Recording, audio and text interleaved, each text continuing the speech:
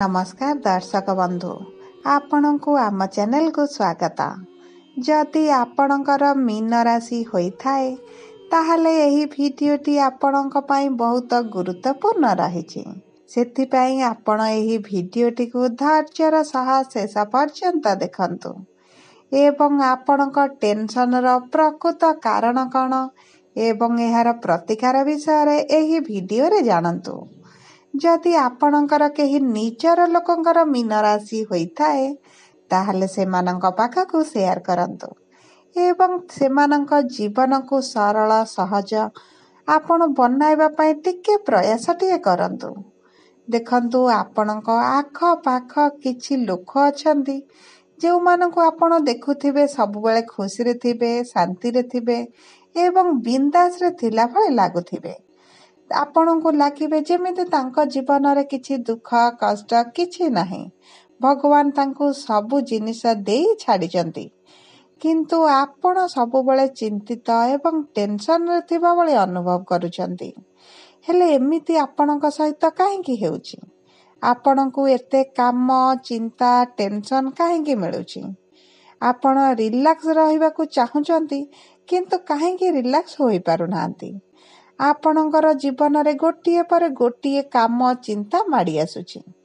हेले एही सब छोट छोट प्रश्न एवं जटिल प्रश्नर उत्तर आपणको आमे एही भिडियो रे जणाइबो।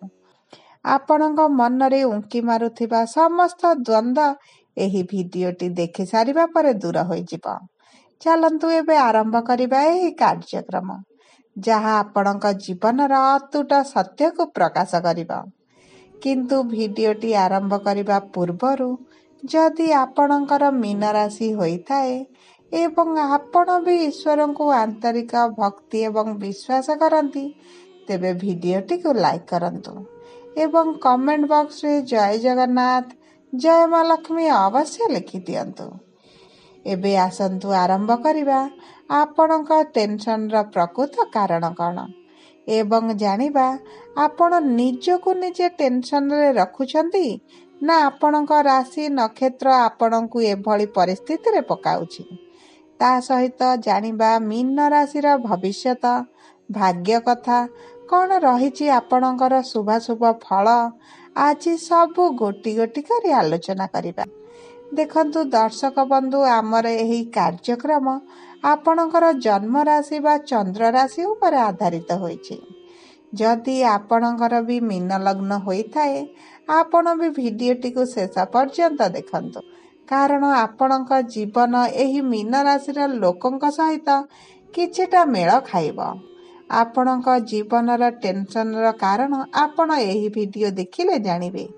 ता सहित भिडियोर शेष भाग रे कुहाजिबो कौन रहिछि उपाय जहा आपणकर टेंशन को दूर करिबो।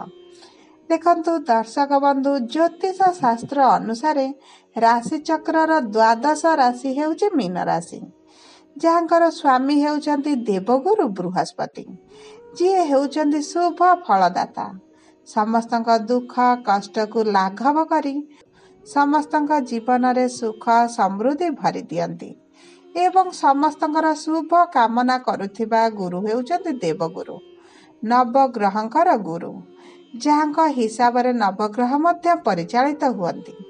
सेथिपई आपणक भितर मध्य गोटे लीडरशिप रो क्वालिटी मध्य अछि जेउ कार्य आपण करिबा को चाहंती आपण करि परिबे। आपण कला बल कौशल सेही कार्य को सठिक रूप रे एवं सुचारू रूप रे परिचालना करिबे। देखंतु कोनोसी कार्य को सुचारू रूपे परिचालना करिबा पई जेउ गुरु भूमिकाटी दरकार एही मीन राशि रो लोकंक पाखरे सेही गुणटी अछि। एमाने निज कथारे निजर भावना रे एवं हृदय रु काम करी सब काम को निखुण भावरे करिथांती। ता सहित देखिबे एही मीन राशि रो लोक माने बहुत बुद्धिमान होइथांती एका समय रे बहुत गुड़िए काम मध्य करि पारंती। एमाने एका समय रे बहुत गुड़िए काम निज मुंड रे पुराइबा हेतु एमाने बहुत टेंशन रे मध्य रुहंती। देखंतु काहेकि ना बहुत लोक चाहंती एही मानक ऊपर भार देबा पई एमानक द्वारा किछि कार्य हासिल करि नेबा पई ଏବଂ ସେଥିପାଇଁ ଏମାନେ ଏତେ କାର୍ଯ୍ୟର ଚାପରେ ରୁହନ୍ତି ଯେ ବହୁତ ଟେନସନ୍ ମଧ୍ୟ ହୋଇଯାନ୍ତି। ନିଜ ଜୀବନରେ ଛନ୍ଦି ହେଲା ଭଳି ଅନୁଭବ ମଧ୍ୟ କରନ୍ତି। ଦେଖନ୍ତୁ, ଆପଣ ସବୁ କାର୍ଯ୍ୟ କରୁଛନ୍ତି, ଆପଣ ସବୁ କାର୍ଯ୍ୟର ଦାୟିତ୍ୱ ନେଉଛନ୍ତି, ଆପଣ ସବୁ କାର୍ଯ୍ୟକୁ ସହି ଯାଉଛନ୍ତି। ଏହାର ଅର୍ଥ ଲୋକମାନେ ବୁଝିବେ ଯେ ଆପଣ ସବୁ କାର୍ଯ୍ୟ କରୁଛନ୍ତି ଏବଂ ସହଜରେ କରୁଛନ୍ତି, ଯେଉଁଥିପାଇଁ ସେମାନେ ଆପଣଙ୍କ ଉପରେ ଅଧିକ ଚାପ ଲଦି ଦିଅନ୍ତି। କିନ୍ତୁ ବାସ୍ତବରେ ସେମିତି କିଛି ହୋଇନଥାଏ। ଆପଣଙ୍କ ଉପରେ ଦେବଗୁରୁ ବୃହସ୍ପତିଙ୍କର କୃପା ହେତୁ ଆପଣ ସବୁ କାର୍ଯ୍ୟକୁ କରିପାରନ୍ତି। କିନ୍ତୁ ଲୋକମାନେ ଆପଣଙ୍କର ଏହି ଗୁଣର ଫାଇଦା ଉଠାନ୍ତି, ଆପଣଙ୍କ ଉପରେ କାର୍ଯ୍ୟର ବୋଝ ଲଦି ଦିଅନ୍ତି। ଦେଖନ୍ତୁ, ଆପଣ କାହାକୁ ନାହିଁ ନ କରିପାରି ସମସ୍ତଙ୍କର କାମ କରନ୍ତି, କାରଣ ଆପଣଙ୍କର ଯେଉଁ ସଚ୍ଚୋଟ ଏବଂ ସରଳ ହୃଦୟ ଥାଏ, ଲୋକମାନେ ତାହାର ବ୍ୟବହାର କରନ୍ତି ଏବଂ ଲୋକମାନେ ଭଲ ଭାବରେ ପରିଚିତ ଯେ ଆପଣ ତାଙ୍କ କଥାକୁ ଭାଙ୍ଗି ପାରିବେନି, ଯେଉଁଥିପାଇଁ ସେମାନେ ଆପଣଙ୍କ ଉପରେ ଅଧିକ ବୋଝ ଦାୟିତ୍ୱ ଦେଇ ଦିଅନ୍ତି, ଯାହାଫଳରେ ଆପଣ ଆପଣଙ୍କର ସୁଖ ସମୟକୁ ଛାଡ଼ି ସେମାନଙ୍କ କାର୍ଯ୍ୟରେ ଲାଗିଯାଆନ୍ତି ଏବଂ ସେମାନଙ୍କ କାମ ମଧ୍ୟ ଶେଷ କରନ୍ତି, ଯେଉଁଥିପାଇଁ ଆପଣ ବହୁତ ଟେନସନରେ ରୁହନ୍ତି। ଦେଖନ୍ତୁ, ଆପଣଙ୍କର ଯଦି ମୀନ ରାଶି ହୋଇଥିବ, ଆପଣ କମେଣ୍ଟ ବକ୍ସରେ ଲେଖି ଜଣାନ୍ତୁ ଯେ ଆପଣଙ୍କ ସହିତ ଏଭଳି ଘଟୁଛି କି ନାହିଁ। ଦେଖନ୍ତୁ, ଏହି ଲୋକମାନେ ଯଦି ଚାହିଁବେ କାହାକୁ ଉପରକୁ ଉଠେଇବା ପାଇଁ, ଏମାନେ ବହୁତ ସହଜରେ ତାକୁ କରିଦେବେ। ଯଦି ଚାହିଁବେ କାହାକୁ ତଳେ ପକେଇ ଦେବା ପାଇଁ, ତାହା ମଧ୍ୟ କରିପାରିବେ, କାରଣ ଦେବଗୁରୁ ବୃହସ୍ପତିଙ୍କର ଆଶୀର୍ବାଦ ଥାଏ। ଏହି ଲୋକମାନେ ସବୁବେଳେ ଆପଣଙ୍କୁ ହସ ଖୁସି ଭଳି ଲାଗୁଥିବେ, ସମସ୍ତଙ୍କ ସହିତ ମିଳି ମିଶିଗଲା ଭଳି ଲାଗୁଥିବେ, କିନ୍ତୁ ସେମାନଙ୍କ ମନ ମଧ୍ୟରେ କାମର ଭାବନାଟିଏ ଚାଲିଥାଏ। କିଭଳି ସବୁ କାମକୁ ସୁଚାରୁ ରୂପେ କରିବେ ଏବଂ କେହି ସେମାନଙ୍କୁ କିଛି ଆଙ୍ଗୁଠି ଉଠେଇବେ ନାହିଁ, ସେହି ବିଷୟରେ ସବୁବେଳେ ଚିନ୍ତା କରନ୍ତି। ଦେଖନ୍ତୁ, ଏହି ମୀନ ରାଶିର ଝିଅ ହୋଇଥିଲେ ମଧ୍ୟ ସେମାନେ ଗୋଟେ ପୁଅ ଭଳି ମଧ୍ୟ କାମ କରନ୍ତି। ତା ସହିତ ଦେଖିବେ, ଏହି ଝିଅମାନଙ୍କର ନାକ ଅଗରେ ରାଗ ଥାଏ। ଏମାନେ କାହାକୁ କ'ଣ କହିଦିଅନ୍ତି, ଅବଶ୍ୟ ପଛରେ ଭାବନ୍ତି, କିନ୍ତୁ ପାଟିରୁ ବାହାରିଗଲା ପରେ ଏମାନେ ଚିନ୍ତା କରନ୍ତି ନାହିଁ ଏବଂ ଅନୁତାପ ମଧ୍ୟ କରିଥାନ୍ତି, ବହୁତ ଦୁଃଖ ପ୍ରକାଶ କରିଥାନ୍ତି। କିନ୍ତୁ ଦେଖନ୍ତୁ, ଏହି ଲୋକମାନଙ୍କର ଟିକେ ଜିଦ୍ଦିଖୋର ସ୍ୱଭାବ ଅଟେ। ଏମାନେ ବିଦ୍ୟା କ୍ଷେତ୍ରରେ ବହୁତ ଟ୍ୟାଲେଣ୍ଟେଡ୍ ହୋଇଥାନ୍ତି, କିନ୍ତୁ ଜୀବନରେ ଏମାନଙ୍କୁ ଅଧିକ ସକ୍ସେସ୍ ମିଳିନଥାଏ, କାରଣ ଏହି ଲୋକମାନଙ୍କର ଏହି ଯେଉଁ ଚଞ୍ଚଳାମୀ ପାଇଁ ଏମାନେ ଜୀବନରେ ଟିକେ ପଛରେ ରହିଯାଆନ୍ତି। ସେମାନଙ୍କର ଟ୍ୟାଲେଣ୍ଟ ଅନୁଯାୟୀ ସେମାନଙ୍କୁ ସେତେଟା ସଫଳତା ମିଳେନି, ଯେଉଁଥିପାଇଁ ଏମାନେ ନିରାଶ ଅନୁଭବ କରନ୍ତି। ଜୀବନରେ ଗୋଟେ ଅନୁତାପ ମୁହୂର୍ତ୍ତ ମଧ୍ୟ ଏମାନଙ୍କର ରହିଯାଏ। ଜୀବନ ଯାକ ପଶ୍ଚାତାପ ମଧ୍ୟ କରନ୍ତି ଯେ ମୋ ଠାରୁ ସମସ୍ତେ ଆଗକୁ ଟପିଗଲେ, ମୁଁ ପଛରେ ରହିଗଲି ବୋଲି ମନରେ ଭାବନାଟିଏ ମଧ୍ୟ ଥାଏ। କିନ୍ତୁ ଏହି ଲୋକମାନଙ୍କର ଜୀବନ ବିବାହ ପରେ ବଦଳିଥାଏ। ଏହି ଲୋକମାନଙ୍କର ଭାଗ୍ୟ ସେମାନଙ୍କର 27 ବର୍ଷ ପରେ ସାଥ ଦେଇଥାଏ ଏବଂ ସେମାନେ ଧୀରେ ଧୀରେ ଉନ୍ନତି କରିବା ମଧ୍ୟ ଆରମ୍ଭ କରନ୍ତି। ତା ସହିତ ଦେଖିବେ, ଏମାନଙ୍କର ଉନ୍ନତିକୁ ଦେଖି ନିଜର ଆଖପାଖ ପଡ଼ୋଶୀ ଏବଂ ନିଜର ସାଙ୍ଗସାଥୀମାନେ ଜେଲସି ଅନୁଭବ କରନ୍ତି। ବିପଦରେ ପକାଇବା ପାଇଁ ବିଭିନ୍ନ ପ୍ରକାର ଷଡ଼ଯନ୍ତ୍ର ମଧ୍ୟ କରନ୍ତି, ଯେଉଁଥିପାଇଁ ଏମାନେ ଟେନସନରେ ରୁହନ୍ତି, ବହୁତ ଚିନ୍ତିତ ରୁହନ୍ତି, କାହାକୁ କହିପାରନ୍ତି ନାହିଁ। ଏହି ଲୋକମାନେ ସବୁବେଳେ ପରିବାର ବିଷୟରେ ଅଧିକ ଚିନ୍ତା କରିଥାନ୍ତି। ତା ସହିତ ଦେଖିବେ, ମୀନ ରାଶିର ଝିଅମାନେ ବାହା ହେଲା ପରେ ମଧ୍ୟ ଶାଶୁଘରେ ରହି ବାପଘରର ଚିନ୍ତା କରନ୍ତି, ଆଉ ବାପଘର ଚିନ୍ତା ଅଧିକ ଥିବା ହେତୁ ଏମାନେ ଶାଶୁଘରେ ରହିଲେ ମଧ୍ୟ ବାପଘର ପାଇଁ ଟେନସନରେ ରୁହନ୍ତି। ଏମାନେ ପିଲାଦିନର ଥିବା ସାଙ୍ଗସାଥୀମାନଙ୍କ ସହିତ ବହୁତ ସମ୍ପର୍କ ରଖନ୍ତି, ତାଙ୍କ ସହିତ ମିଶିବା ପାଇଁ ଭଲ ପାଆନ୍ତି। ଏମାନେ ହାର୍ଡୱାର୍କ କରିବାକୁ ପସନ୍ଦ ମଧ୍ୟ କରନ୍ତି, କିନ୍ତୁ ନିଜର ବୁଦ୍ଧି ବଳ ହେତୁ ଏମାନେ ବହୁତ ସହଜରେ କାମଟିକୁ ଶେଷ କରନ୍ତି।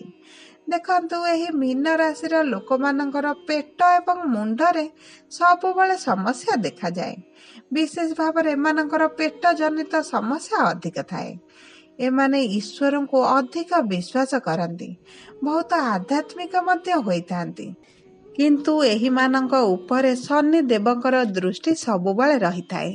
ଏହି ଲୋକମାନଙ୍କୁ ସବୁବେଳେ ବିପଦ କଷ୍ଟ ସବୁବେଳେ ମିଳିଥାଏ, ଯେଉଁଥିପାଇଁ ସେମାନେ ସବୁବେଳେ ଜୀବନ ଯାକ ଟେନସନ୍ ମଧ୍ୟରେ କାଟିଥାନ୍ତି। ଗୋଟିଏ ଟେନସନ୍ ଗଲା ପରେ ଆଉ ଗୋଟିଏ ଟେନସନ୍ ଏମାନଙ୍କୁ ମିଳିଯାଏ। ଦେଖନ୍ତୁ, ଶନି ଦେବଙ୍କର ଦୃଷ୍ଟି ଯେହେତୁ ଆପଣଙ୍କ ଉପରେ ରହିଛି, ଆପଣ ଯେକୌଣସି କାର୍ଯ୍ୟ କଲେ ମଧ୍ୟ ଆପଣଙ୍କୁ ସଙ୍ଗେ ସଙ୍ଗେ ସଫଳତା ମିଳିବ ନାହିଁ। ବହୁତ ବିଳମ୍ବ ହୁଏ, ବହୁତ ବାଧା ବିଘ୍ନ ମଧ୍ୟ ଉପୁଜିଥାଏ। ତା ସହିତ ଆପଣ ଦେଖିବେ, ଆପଣ ଯେଉଁ ସବୁ କାର୍ଯ୍ୟ କରୁଛନ୍ତି ଏବଂ ଯେଉଁ ସବୁ କାର୍ଯ୍ୟକୁ ଭଲ ମନରେ କରୁଛନ୍ତି, କିନ୍ତୁ ଲୋକମାନେ ସେସବୁକୁ ଖରାପ ଅର୍ଥରେ ନେଇ ଆପଣଙ୍କୁ ଅଧିକ ନିନ୍ଦା ଅପବାଦ ମଧ୍ୟ ଶୁଣାନ୍ତି, ଯେଉଁଥିପାଇଁ ଆପଣ ବହୁତ ଚିନ୍ତିତରେ ରୁହନ୍ତି। ସବୁ ପରେ ମଧ୍ୟ ଭବିଷ୍ୟତରେ ଆପଣଙ୍କୁ ଶୁଭାଶୁଭ ଫଳ ପାଇଁ ଏବଂ ନିଜର ଟେନସନକୁ କମ୍ କରିବା ପାଇଁ ଆପଣ ପ୍ରତିଦିନ ହନୁମାନ ଚାଳିଶା ପାଠ କରନ୍ତୁ ଏବଂ ନିଜ ଜୀବନରେ ଗୋଟେ ପରିବର୍ତ୍ତନ ଆଣନ୍ତୁ। ତା ସହିତ ଆପଣ ପ୍ରତି ଗୁରୁବାର ଦିନ ଆପଣ ଗୁରୁଙ୍କର ବୀଜ ମନ୍ତ୍ର ଜପ କରନ୍ତୁ। ଏହା ଆପଣଙ୍କ ପାଇଁ ରାମବାଣ ସଦୃଶ କାମ କରିବ ଏବଂ ଆପଣଙ୍କ ଜୀବନର ସମସ୍ୟା କମିବା ଆରମ୍ଭ ହେବ। ଆପଣ ପୁଣି ଥରେ ଆପଣଙ୍କ ଜୀବନର ସୁଖର ମୁହୂର୍ତ୍ତକୁ ଅନୁଭବ କରିବେ। ଦେଖନ୍ତୁ, ଏହି ଛୋଟ ଛୋଟ ଉପାୟ ଆପଣଙ୍କ ଜୀବନରେ ପରିବର୍ତ୍ତନ ଆଣିବ। ଆପଣ ପ୍ରଭୁ ହନୁମାନଙ୍କର ପୂଜା କରନ୍ତୁ, ହନୁମାନଙ୍କର ମନ୍ଦିର ଯାଆନ୍ତୁ ଏବଂ ହନୁମାନଙ୍କର ଚାଳିଶା ପାଠ କରନ୍ତୁ। ଆପଣଙ୍କ ପାଇଁ ଏହା ବହୁତ କାମ କରିବା ଆରମ୍ଭ କରିବ। ଦେଖନ୍ତୁ, ଆପଣଙ୍କର ଯଦି ମୀନ ରାଶି ହୋଇଥାଏ, ଆପଣଙ୍କୁ ଭିଡ଼ିଓଟି କେତେ ସତ କେତେ ମିଛ ଲାଗିଲା କମେଣ୍ଟ ବକ୍ସରେ ଲେଖି ଜଣାନ୍ତୁ ଏବଂ ତା ସହିତ ଆପଣଙ୍କର ଯଦି ମୀନ ରାଶିର କେହି ଆତ୍ମୀୟ ସ୍ୱଜନ ଥାଆନ୍ତି, ଏହି ଭିଡ଼ିଓଟି ସେମାନଙ୍କ ପାଖକୁ ସେୟାର କରନ୍ତୁ ଏବଂ ସେମାନଙ୍କ ଜୀବନରେ ମଧ୍ୟ ଗୋଟେ ଛୋଟ ପରିବର୍ତ୍ତନଟିଏ ଆଣନ୍ତୁ। ଯଦି ଆପଣଙ୍କୁ ଆମ ଭିଡ଼ିଓଟି ପସନ୍ଦ ଲାଗେ, ଭିଡ଼ିଓଟିକୁ ଲାଇକ୍ କରନ୍ତୁ। ଯଦି ପ୍ରଥମ ଥର ଆମ ଚ୍ୟାନେଲକୁ ଆସିଛନ୍ତି, ଚ୍ୟାନେଲଟିକୁ ସବସ୍କ୍ରାଇବ୍ କରନ୍ତୁ। ପାଖରେ ଥିବା ବେଲ୍ ଆଇକନକୁ ପ୍ରେସ୍ କରନ୍ତୁ। ଧନ୍ୟବାଦ।